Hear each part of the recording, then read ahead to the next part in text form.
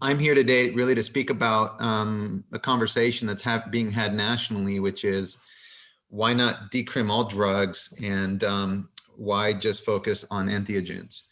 And our position is not just focus on entheogens. Our position has always been recognize the significance of what entheogens or ancestral sacred plants really are, and what they mean to humanity. And don't let that conversation get lost, because it really is about, for us,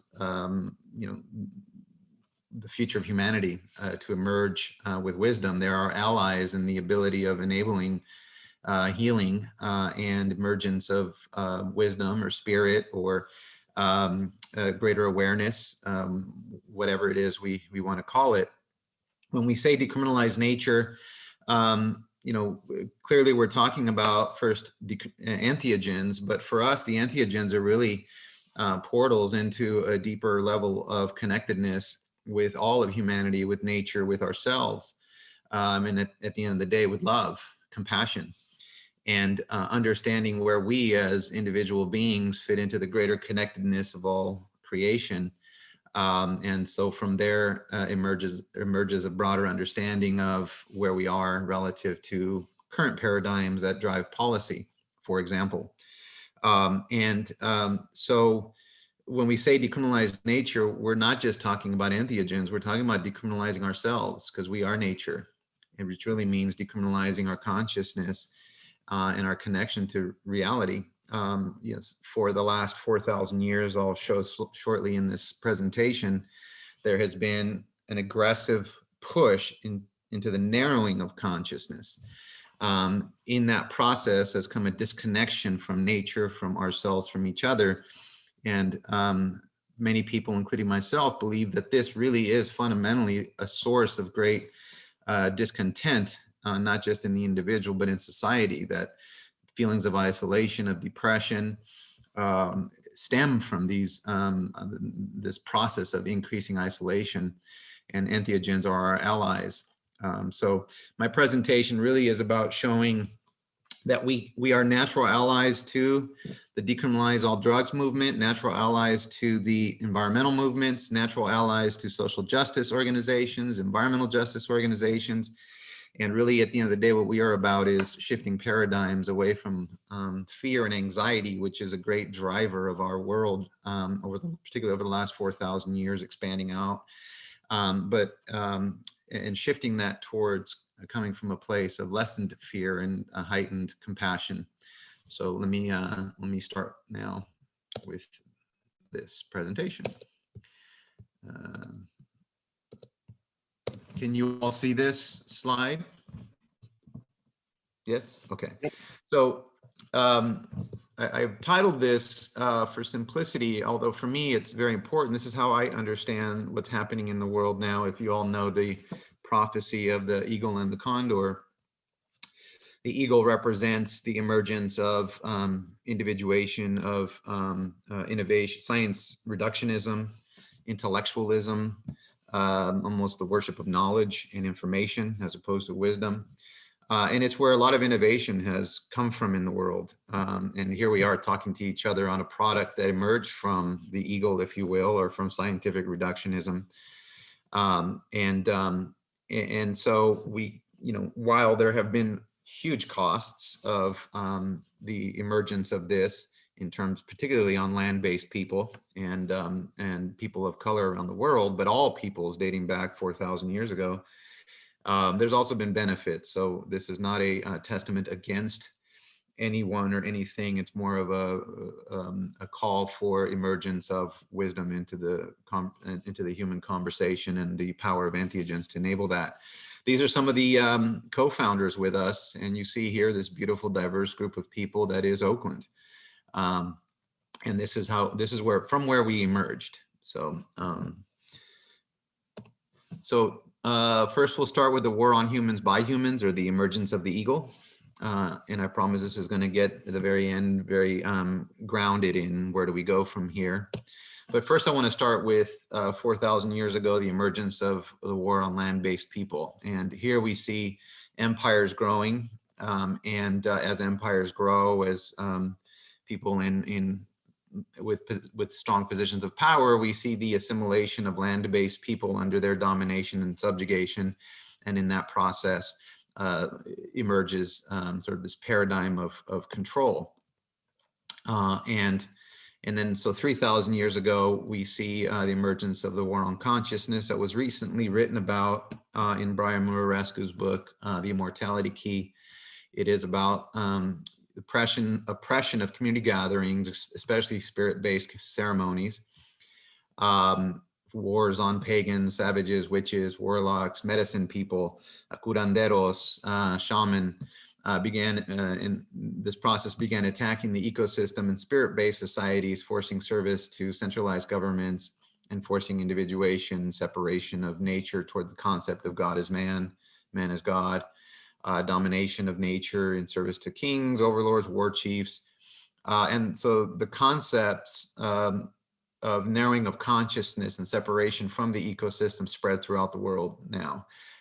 This began the process of paradigm supremacy, meaning if my version of how reality should dominate, centralization became part of that, and control became part of that in a big way. And we saw then the beginning of oppression of entheogens, entheogenic use, and community gatherings in use of entheogens, where a lot of rebellion or resistance might emerge from.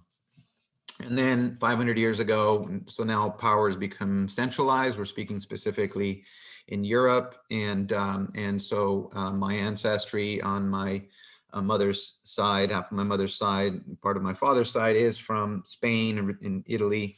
So I share in this process here as a new paradigm of individuation from nature and man as God, God as man, with all rights to conquer and control took hold in Europe. The race to colonize and subjugate was on, with Britain, Spain, Portugal, France, kind of the coastal areas leading the charge into the Americas and Africa. Here begins the war on melanin, utilizing the paradigm technologies useful for domination and control. And here I'm suggesting that ideas are actually the origination of the technologies that manifest in the three-dimensional realm as what we consider to be the tools or technologies of humanity, but it really begins with ideas. And here begins this idea that melanin is a good indicator of worth. So then begins a domination control against communities who did not live under such technologies or paradigms. And differences in melanin content would become more important later as capitalism emerges as the winning technology of fear-based wealth accumulation, and the need to extract made the creation of others increasingly important. Very difficult to extract from your own family. So othering becomes important at that point, and skin color is a very easy way to other because it's very visible. So then for the next 400 years, the war on fundamental freedoms run rampant as colonizing nations seek to establish dominance against each other, resulting in genocide of indigenous people throughout the world. Slavery throughout Africa and the Americas for free labor, all in the name of the race to dominate as colonizing nations, with proceeds of domination going to the governments of nation states to pay for war, and to the financial brokers who would become the capitalist oligarchs and whose heirs and followers would become the financial oligarchs of the modern era. But then slavery and genocide become increasingly distasteful to the more civilized people at home within these nations. And then so the national leaders are now pressured to utilize more sophisticated means of control. Things like voter suppression. The big one the biggest priority, and I share this with folks in the all drug decrim movement as well.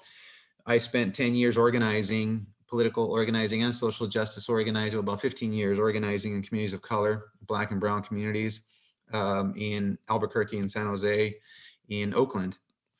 And the war on drugs it was not the top priority of most leaders of communities of color. The highest priorities are things like underinvestment in schools, things like underinvestment in the aged, finding good quality housing for the elderly, finding good quality housing, period, access to good food, access to safe and secure housing, and neighborhoods.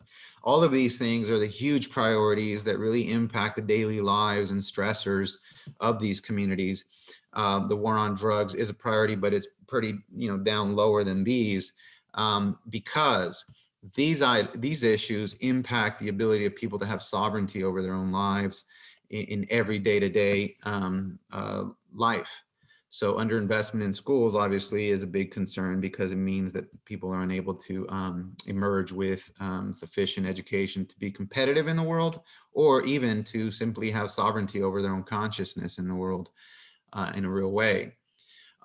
So this is institutional and part of the fabric of America, that ending the war on drugs doesn't impact in any way, significant way, increasing investment in schools, increasing investment in neighborhoods, decreasing racism that diminishes access to loans, to capital, to jobs in communities of color, particularly marginalized communities of color in the US. Anyway, so the war on civil rights leads, racism is fully accepted as a principle of entitlement to greater access to privilege. Laws and practices proliferate in all these nations to retain control for the founding nationalities of the colonized nations. Unequal wealth distribution and consolidation of wealth based on race accelerates with inheritance laws, enabling intergenerational disparities of wealth accumulation. We take for granted that the money I make in this life, that I should pass it on to my children. And so what happens over time, multiply that times 200 years with disparities in wealth accumulation, you get a divergence in rich and poor, and particularly marginalized communities become increasingly impoverished, not impacted by the war on drugs. By ending the war on drugs, I should say, which is, but I'll get to that shortly. And then as industrialization surges, the workforce starts to organize, demanding reasonable wages and working conditions. This is through late 1800s, early 1900s. But now the kings of capital and elected officials, who they are in cahoots with, turn to immigrant labor as a resource to exploit and bust unions. This begins the war on immigrants, demonized by both sides for either taking jobs, or, when politically convenient, to demonize as the invading monsters who are taking the jobs, or they're the exploited ones. They're allowed in during labor shortages, demonized and pushed out during economic downturns, ripping families and communities apart. As I mentioned, this has had a big impact on my own family, being Mexican indigenous ancestry as well. And then as the population, so now post-World War II, we are experiencing wealth building in the US. There's less stressors over shortages of income and jobs. And so the population begins to enlighten to the ills of war, the wrongs of racism, the failures of capitalism. Nixon and his supremacist allies and capitalist oligarchs launched the war on drugs to destroy advancing civil rights movements by destabilizing communities in America, as well as destroying the hippie Enlightenment movement. And the war on drugs is temporary success for them, for the folks who wish to control through fear and intimidation and anxiety creation, causing further division as the hippies, causing further division because many of the hippies go on to become lawyers, doctors, therapists, and entrepreneurs. And BIPOC, many of the BIPOC go to prison or see their communities further wrecked by the crack infusion.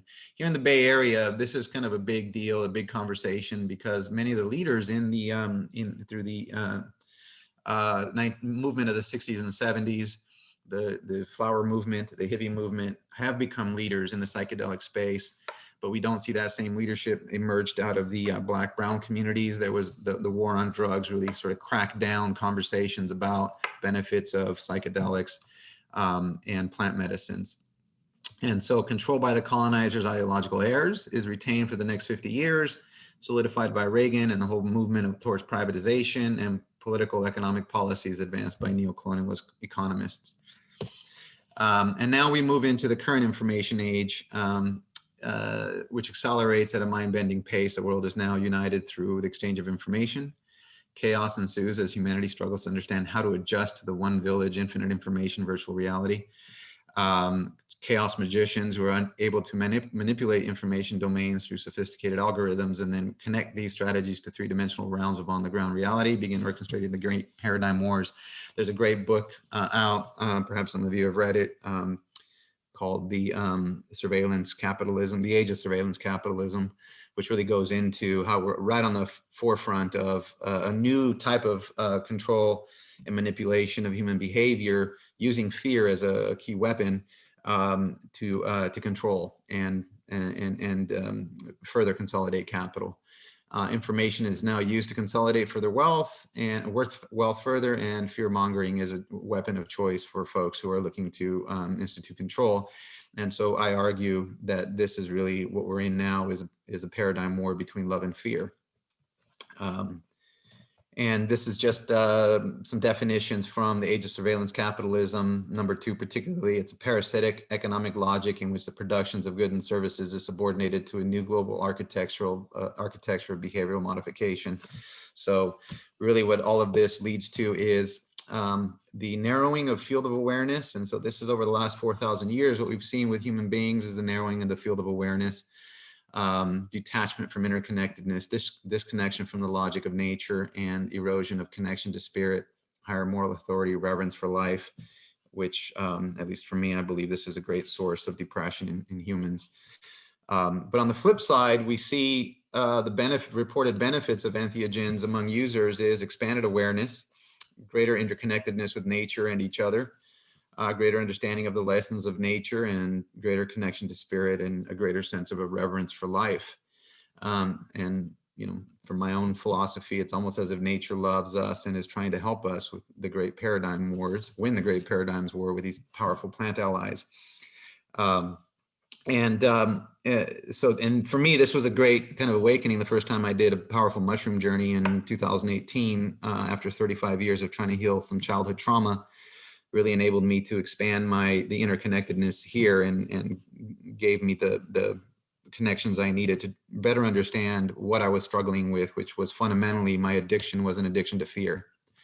I was creating my own circumstances of fear because that's what I was raised in as a child, and so I was able to step out of that and begin my own healing process despite 35 years of trying to heal through active exercise, through education, through yoga, through meditation, fitness regimens that were breaking my body down, those kinds of things. And so we recognize there are a number of movements, of which one is the movement to end the war on drugs. Drug Policy Alliance, the Students for Sensible Drug Policy, are leaders in the space of ending the war on drugs, and we honor that. The ACLU are leaders in the war, in the effort to end the war on civil rights. NAACP, American Indian Movements, the Latino Issues Forum, and others are leaders to end the war on melanin. We have the World Wildlife Fund, Sierra Club, Extinction Rebellion, fighting to end the war on the planet, on nature. And then we have other organizations. Where I cut my teeth was the Southwest Network for Environmental and Economic Justice, or SNEEJ.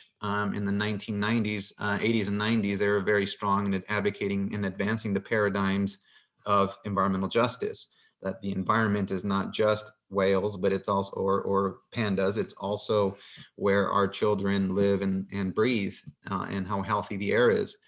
Climate justice, environmental justice organizations, Green New Deal, these are social justice organizations that are also environmental organizations. And then there's Decriminalize, and we see ourselves really as emerging into this greater war of the world paradigms.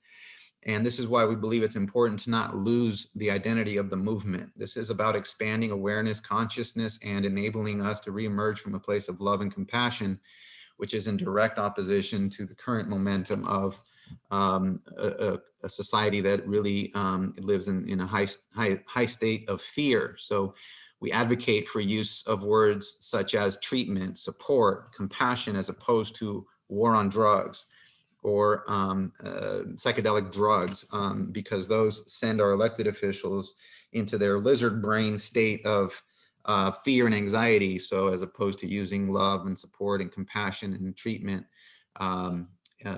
which puts them into a different state of their brain, which is more compassion based. Case study, M109 and M110 in Oregon's. These models are by design command and control approaches that require creation of synthetics and strong government oversight, rulemaking, and enforcement for treatment purposes. The M109 is the clinical therapy model advanced by the New Approach Pack. M110 in Oregon is the decriminal drugs approach advanced by DPA. We support both, but in collaboration and cooperation and together with decriminalized nature models. Our synthetics require FDA approval, further requiring command and control and disenfranchisement of the general population from personal sovereignty. Grow, gather, gift, share, and local economic models are by design about human liberation and sovereignty. And so we propose integrating all of these approaches. That's been our advocacy from the very beginning, is they have to all go together. So where do we go from here? This is the part about supporting the re-emergence of the Condor. In this case, the Condor really is ancient wisdom. It's land-based wisdom. For those of you who have a deep connection with nature, it has a different rhythm than the society we tend to live in, which is more frantic. Nature has a very calming logic. It's filled with information and teachings if we simply slow down enough to observe and be present. And this is really, at the end of the day, the Condor. It's the ancient wisdom of creation manifested in reality, which all land-based people emerged into and still today live in. So where do we go from here? We're about building a movement around liberation of consciousness, ensuring respect and reverence for ancestral sacred plants. We call them ancestral sacred plants more and more because we want to recognize that while entheogenic plant use was prevalent throughout all of the world, including in Europe, Asia, and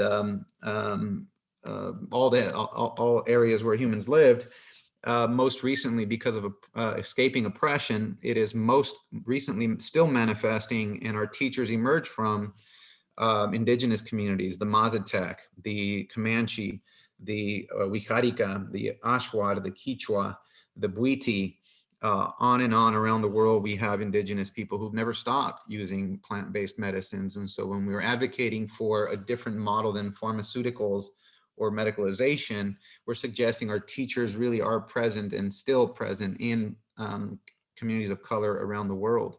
And so we want to just recognize that, lift it up, and not lose that in the conversation. Also, we want to ensure protection of community-based ceremony, because for people, many people in the world, this is how they emerge into the healing space, through community. And we need to protect that and not lose that. And then, of course, bottom-up community-serving economic models, which is something we're now advancing to ensure that wealth creation from plant-based medicine stays local. So it doesn't become just another tool to increase the wealth gap. And we want to do this by building alliances with social justice and environmental movements. And this presentation is almost done, so hang with me with the next 2 slides. I'll go through this quickly, highlighting just the bold parts. This is how we want to build alliances. We want to build alliances with Drug Policy Alliance and SSDP, with environmental indigenous rights organizations, spiritual evolution, consciousness expansion organizations, local chambers of commerce. We're actually building relationships here in Bay Area with local chambers who recognize the importance of building local economy. Local chambers tend to advocate for Main Street as opposed to Wall Street. So it's a good potential for alliance building. Nature conservation organizations and local nature-based economy advocacy groups. These are all potential allies in the expansion of paradigms, expansion of relationships towards more holistic approaches to living. And so how would we do that, for example, with Drug Policy Alliance or SSDP? We would do policy in collaboration with them, not usurping each other. One doesn't have to usurp the other, because then the message of both is lost. What we're suggesting and actually working on with SSDP at the national level in dialogue now is, how do we create a policy framework that then local groups can use, that includes both the needs and concerns and paradigms of SSDP and DPA, as well as the needs and paradigms of Decrim Nature. And so that's, and we think that by bringing these 2 paradigms together emerges the innovation of the new paradigm, which is more comprehensive. And in that process, we're inventing and creating new innovations in thought that allow the inclusion of the Condor, so to speak, or the wisdom. Okay. I won't go into this in detail, other than to let you know that we've come up with 5 principles for creating sustainable communities that we are sharing widely. This has gone through the board, through our Council of Elders, and through a number of local groups. And so we want to share it with you. It's basically 5 points. 1, decriminalize entheogens to ensure equitable access. This must be part of every legalization framework, is decriminalization, and we can talk about that, because decriminalization is broader and more encompassing of people with lower privilege, lower income. Protect healing with community-based ceremony, which I talked about, is important for entry-level people who don't have the means to do therapy or medical. create local community serving economies, because one of the questions we asked ourselves early on is, if you're going to wake someone up from their trauma and enable them to understand the world they live in, what is the ethics of that if you're not giving them alternative means of living and expanding their ability to survive in the world? So local economies become more important.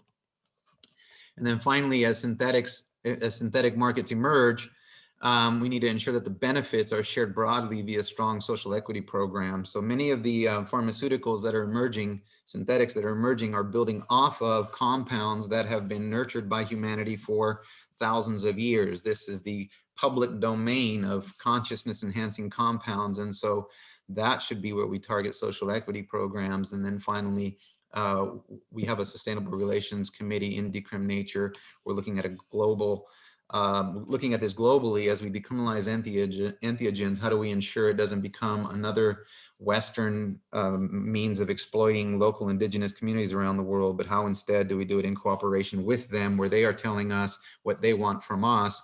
And if they tell us to stay out of their community, then that's what we respect. If they want us to build a certain relationship in a certain way, then we honor that and we support that as part of our policy and practice. So that concludes the presentation. Thank you. Thank you, Carlos. Hi, Monica.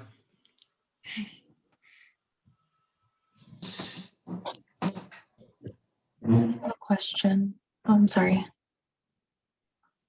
Okay, buenas tardes. I'm Carola. I really appreciate a lot of the conversation that, and a lot of the ideas that you put forth, especially when we, talk about kind of aftercare, about what happens after this type of therapeutic introduction, especially around the lens of generational trauma experienced by Black and Brown communities. Can you kind of, and I know that it'll probably, this is more a question for those communities and those demographics in particular, but when we are trying to put this idea forth about medicinal plants, how can we lay the groundwork to say, this is something that will stir something up. This may be something that you will relive some of that trauma, but we're all in it together. How do we kind of put forth that idea that this isn't just something that you do, it's not in a silo. There is kind of a community-based support for something like this whenever we are trying to kind of stop this type of trauma within generations and cyclical. Yeah, thank you. I'm not a healer. I don't hold space as a facilitator, although I think Monica on the line does hold space. And I think Larry is pretty good at integration, so I'll defer to better minds on that. But I will say that in our work here in Oakland, we have come across, particularly in the Black and Brown community, organizations that without using plant medicine, were engaging in radical healing models where they were doing basically the same process, which is education, preparation, peak experience, which in this case included taking young people and young adults into retreats to really teach them about their history, slavery, oppression, subjugation, and then do integration, which is, okay, now that you kind of aware of what our ancestry has gone through and how that manifests in your reality, how do we now integrate that in a positive way to then emerge from this in a healthy way? And these organizations are using community-based integration. So it's not just the individual going to a weekly meeting, it's the individual becoming part of a community of healing, a wellness community that has ongoing practices of wellness. So there's yoga that is happening in these communities. There's community support. So somebody needs something, there's a community that they're embedded in. And one of the reasons why we push the Oakland Community Healing Initiative model so hard, which really advocates community-based healing, is because people emerging from deep trauma, be they veterans of war, or be they veterans of the war on drugs, veterans of the war on melanin, is that trauma can be so deep that it is traumatic just coming out of it. And so if you're not held in a community space, it could be very isolating and perhaps push you over the edge. So I totally hear what you're saying. I don't know if there's other thoughts from Larry, Monica. I would just agree with everything that you said, Carlos. I think it's important to have different steps. One, preparation, getting people prepared for the experience and the traumas that may come up, and just kind of exploring the historical lens that Carlos just went through. Because we still relive those traumas, even if we didn't directly experience it in this lifetime. And then integration, you know, having integrative circles that are specific for BIPOC folks, having brave spaces and people who can unpack through that healing centered lens, but also have a similar lived experience, I think is really important. So continuing to form alliances and working with groups like the Ancestor Project to have, you know, BIPOC specific integration circles where they can give better, you know, language to some of the things that we've been talking about. Hola, so my name is Mariela. I am originally from Cuba. I am an ordained minister after 3 years of a master's in divinity, and a person with a lot of trauma as well, who got into ministry and into spiritual practices, partly for that, you know, to heal, to connect. And I just recently, it's just been months since I discovered plant medicine, and the outrage that I feel to a certain degree that this is available, the kindness of this, the healing of this, that could take years of meditation practice, and I just want to thank you for the presentation. It was important to go 4,000 years, to go back 4,000 years. It is of the essence for us to understand the war on the sacred, of what I understand as the sacred, to having been grown without religion, mostly connected to nature, to the sacred through nature, and the war on all of that, and on melanin, and so the terror that has created, that on our bodies, on our psyches, and that there is medicine available, and that it's and then there's a war on that as well, right? So anyway, I just wanted to thank you all for your work. I don't know, I have so many questions, but it was a whirlwind of a thing that I'm sitting with. So thank you for recording it, and so I just want to say thank you. Thank you, Maria. I just want to connect with you on that. You know, I share with folks that in my own family, I've had a number of my brother, stepbrother, and cousins who have been incarcerated for drugs. Generally speaking, I share that about 90% of my family, at least, is mentally incarcerated from intergenerational trauma of being Mexican immigrants or indigenous in this country, and or in Mexico. Where about 10% have been incarcerated for drugs. And so they're both important. We have to liberate people from physical incarceration, but also mental incarceration. And when I had my first mushroom experience and really understood what these plants offered, because growing up as a Mexican in America, psychedelics were pretty much the same as PCP and heroin, like in our minds, right? There was no healing effect of psychedelics. So it took me until I was 48 to find entheogens. And my first mushroom journey, first I was in awe of the power because I'd done meditation, heavy meditation to try to heal myself, couldn't get past the default mode network trauma state of anxiety reactions and fear reactions to the world. And when I had that mushroom experience, and it was just this awe, first I was in awe of the power, but the second reaction after that wore off was rage, fear about these medicines not being about us not being informed that these existed in our community, because I had so many loved ones who'd passed that could have really benefited from these. And I'm sure that's true in all communities. So then began the march that led me to Larry and others doing amazing work in the space already. So I want to just bond with you on that sense of frustration. Gracias, exactly. So use the tomato or orange metaphor. Right now, any of you can go grow as many tomatoes or oranges as you want to. And if you decided that you wanted to grow an acre of oranges and tomatoes, you could. Nobody would think twice. It's only when you started to put that into a regulatory framework or a legalized framework, which is sales.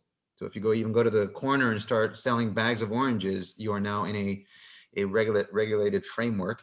If you decide to create orange juice or tomato sauce from those tomatoes or orange juice, you now shift into a regulated framework, but you're not limited in how much you can grow of tomatoes or oranges. And so decriminalization is really just getting rid of any criminal penalties on those things, in this case, entheogens. The legalization framework then is layered on top of that as a more narrowing and controlling aspect. It says now you're going to play within an arena that has regulations involved, government regulations, because you're either selling, you're commercially growing, commercially distributing. And so now we're going to layer a bunch of regulations on you. The regulations that exist cover pretty much everything. We don't need to invent new regulations. So if there's going to be regulations or legalization frameworks placed on top of entheogens, you don't have to reinvent the wheel like we did with cannabis that created this disaster of complexity. Just stick it into food regulations or herb regulations. But what we're advocating is first start with decriminalization, because it was an error to criminalize our entheogenic plants because they're just nature. So decriminalization doesn't require any kind of government oversight or rules. It just means government get out of this. Legalization requires government oversight and controls. That's the difference. And we're meeting with our city attorney on Friday. And I just wonder if you have any particulars that have been helpful in speaking with legal people as we prepare for that meeting. I'll give you the 30,000 foot level and then defer to Larry on the specifics, because this is what he does all the time. But in the 30,000 foot level, legal people still has people. So on the, we lead by with the science, and then that kind of opens up the cognitive mind to the analytical mind to, oh, okay, so there's evidence supporting why we should decriminalize these. There's good things associated with these plants, and there's low risk associated with them. So start with the appealing to the science, the cognitive, and then we go to personal testimony, because then there's the people part of it, right? Where people, I believe in every human there is light, even if they is very diminished to a barely noticeable light. But if you're speaking to the person, bring personal testimony about how it's impacted people. So having somebody or some buddies in there who really talk about how it helped their life at a very personal level, opens them up, opens their heart up. So now you've opened their mind, opened their heart. And then from there, we talk about ancestral use, that everybody used these, that is still in use throughout the world. And that establishes this within a context of history. This is not a new thing we're trying to do. So that kind of grounds it. Yeah, and thank you. And this is, I think we're all an important piece of all of this, because some of you or some folks in DN wear two hats. We have a large SSDP contingency in Decriminature in various cities. And it's really important that we encourage collaboration at all levels, city by city, state by state, nationally. We're kind of the new kids on the block, Decriminature, or perhaps the emerging children on the block, whatever. And as we see sometimes between generations, those who have been around longer, such as the elders, they become less open for change. And so there's this disconnect between generations. Same thing in the emergence of paradigms or movements. Because we're new, it's harder to sit down and have a conversation with some of these organizations that have been around a while and be looked at as peers in the conversation. And so a lot of this is really just getting doors open. We're doing our part to knock on the door and try to step through it. And we always say yes to sitting down and having conversation.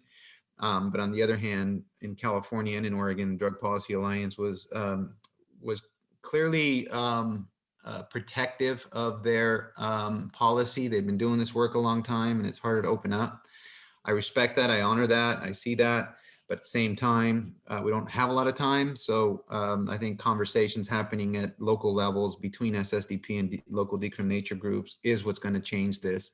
And as I share with SSDP, if we don't do it at the national level, I'm hoping someone at the local level will do it. That is, create a joint template of what it can look like, because then it's going to force the rest of us to innovate, because something else will have emerged that's more innovative than what we're doing.